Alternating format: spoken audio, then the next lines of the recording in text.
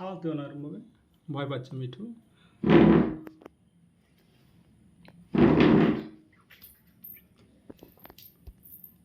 পাশে যায় না, নেই একটু পড়ি।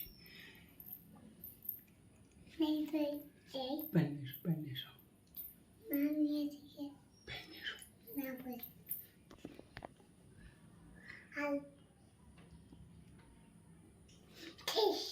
প্যান্ট নিয়ে আসো।